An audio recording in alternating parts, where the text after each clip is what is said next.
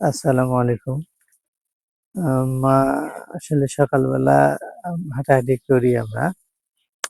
সকালবেলা এরকম খালি পায়ে ঘাসে হাঁটা। তো মা এখন আজকে একটু বললাম যে কিছু বলেন দর্শকদের উদ্দেশ্যে। তো উনার এখন কি অবস্থা মা আপনার? আলহামদুলিল্লাহ এখন আগের চেয়ে অনেক ভালো। আগের হচ্ছে আপনার পায়ের ব্যথা ছিল। এখন পায়ের ব্যথা কেমন? আলহামদুলিল্লাহ নাই আর। পায়ে আর কোনো ব্যথা না, নাই? ও এমনি গায়ে যে রস ছিল আপনার রসও মাথায় নাই, পর্যন্ত রস ছিল। এখন কেমন? রস নাই আর। আর ওজন হচ্ছে আগে ছিল ৭২ কেজি, এখন ওজন কত? এখন ওজন ৬৭। ৬৬, ৬৭। হুম, আচ্ছা, এখন এখন কি ভাত খান? ভাত খাই, দুবার ভাত খাই, ও, সকাল আর আর দুপুরে। যখন ওজন কমানোর জন্য শুরু করছিলেন তখন ভাত খাওয়া, তখন আমরা কেউ ভাত খাইনি। না, আমি প্রথমে ভাত খাই নাই তো। সবজি, সবজি, ডিম। তারপরে আর হচ্ছে যে অন্যান্য যেগুলা খাবার আমরা খাই, ডিম, হুম, মাছ, মাংস, তারপরে হচ্ছে নারকেলের তেল, মানে এগুলো আর কি। হ্যাঁ, ওগুলো এগুলাই খাইছি খাইছিলাম। প্রথমে যখন তারপরে যে ওজন চিয়া কমা। সিড, এগুলাই তাই না? হ্যাঁ, খাবারে খাইছিলাম। আর ওষুধ খাইছিলাম শুধু ভিটামিন ডি। হ্যাঁ, ভিটামিন ডি একটা ওষুধ খাইছিলাম। তো সবকিছু মিলে এখন চল চলাফেরা করতে কেমন? এখন আলহামদুলিল্লাহ অনেক ভালো। চলাফেরা করতে আর কোনো কষ্ট নেই না, আগের মতো। ঘুম হয়। আলহামদুলিল্লাহ ঘুমাই। ও, আর হচ্ছে কখন ঘুমান? এই ৯টায়।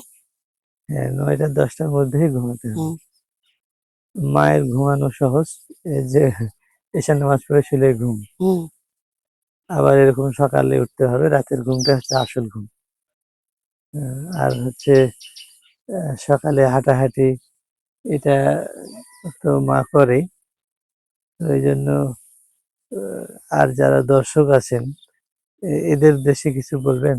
যে সুস্থ থাকার জন্য যেভাবে চলছেন এরকম চললে সুস্থ থাকা যায় কিনা? যায়। এভাবে চললে সুস্থ থাকা যায়। কোনো ওষুধপত্র লাগে না। না, না, খালি ভিটামিন সিটা লাগে। তো ভিটামিনযুক্ত খাবারগুলো খেলেই হয়। হ্যাঁ, এগুলা খাবারে ভিটামিন আছে এগুলো।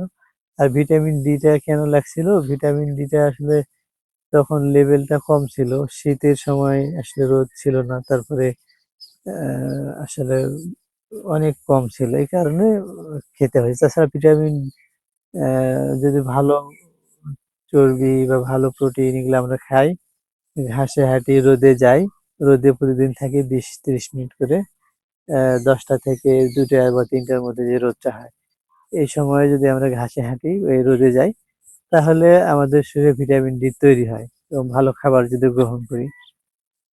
তো এইজন্য আসলে সবারই সম্ভব ওষুধমুক্ত জীবন লাভ করা।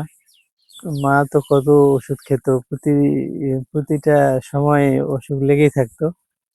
তো এখন মাকে দেখে ভালো লাগে যে আর কোনো অভিযোগ নাই যে আজকে কোনো পায়ে ব্যথা, হাতে ব্যথা, এটা সেটা। আর কোনো সমস্যা নেই। একেবারে পরিপূর্ণ সুস্থ মানুষটা। সবাই ভালো থাকবেন। আলহামদুলিল্লাহ। আসসালামু আলাইকুম।